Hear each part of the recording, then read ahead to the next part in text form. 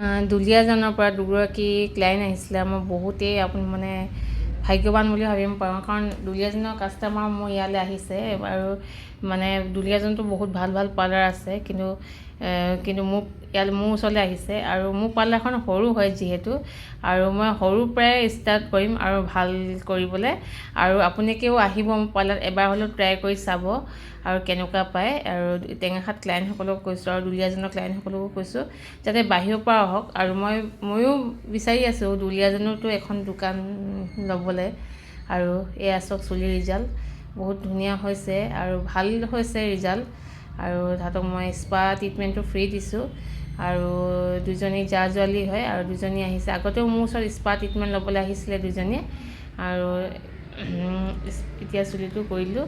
এই চুলিখিনি কালাৰ কৰা আছিলে আৰু ভাল ৰিজাল্ট আহিছে, তাইও গোটেইখিনি ভাল আহিছে।